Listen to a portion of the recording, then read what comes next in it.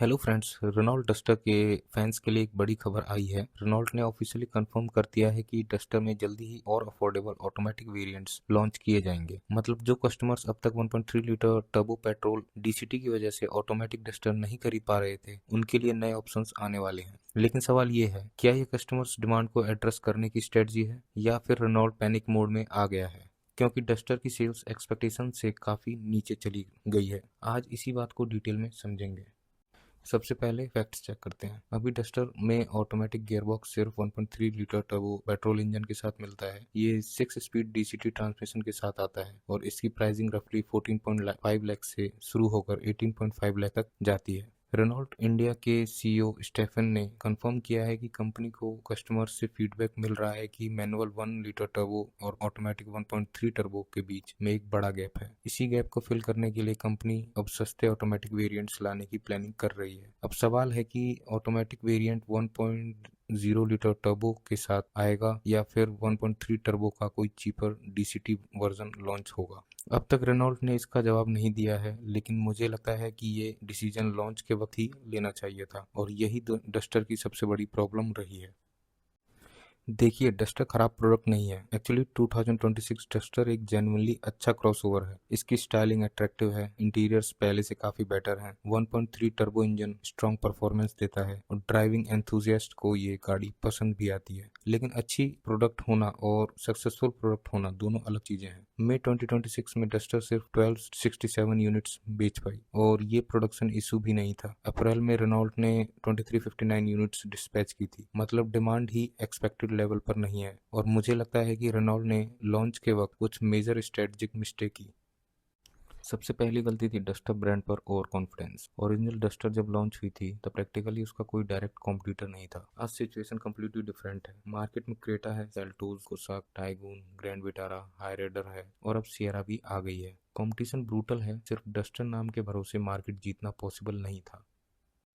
Mistake number 2, no affordable automatic. आज India में automatic transmission demand rapidly बढ़ रही है और सिर्फ मेट्रो सिटीज में नहीं, टियर 2 और टियर 3 सिटीज में भी।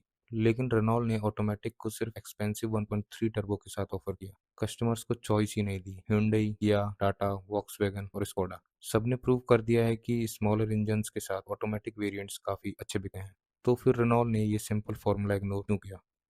Mistake number 3, huge price gap. 1 litre turbo manual और 1.3 टर्बो ऑटोमेटिक के बीच लगभग 2.5 लाख रुपीस का गैप है। ये बहुत बड़ा जंप है, स्पेशली उन बायर्स के लिए जो पहली बार एसयूवी सेगमेंट में एंटर कर रहे हैं। Mistake number 4, no hybrid at launch. Renault का स्ट्रॉन्ग हाइब्रिड वर्जन लॉन्च के टाइम रेडी ही नहीं था। कंपनी कह रही थी कि हाइब्रिड बाद में आएगा, लेकिन मार्केट में रेस स्टार्ट होने के बाद अपने स्ट्रॉन्गेस्ट वेपन को इंट्रोड्यूस कराना स्ट्रेटजिक मिस्टेक है। आज फ्यूल एफिशिएंसी बायर्स के लिए सबसे बड़ा कंसर्न बन चुका है और हाइब्रिड डस्टर एक मेजर यूएसपी बन सका था।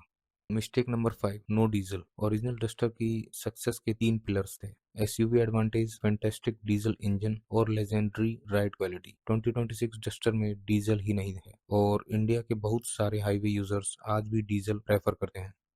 Mistake number 6, USP lost. पुरानी डस्टर की मैजिक कारपेट राइड एक जेन्युइन यूएसपी थी। आज की डस्टर में बेटर हैंडलिंग है, लेकिन हैंडलिंग इस सेगमेंट में यूनिक सेलिंग पॉइंट नहीं है। इंडिया की रोड्स पर राइड कंफर्ट ज्यादा इंपॉर्टेंट फैक्टर है और वहीं डस्टर का स्ट्रॉन्गेस्ट आइडेंटिटी हुआ करता था।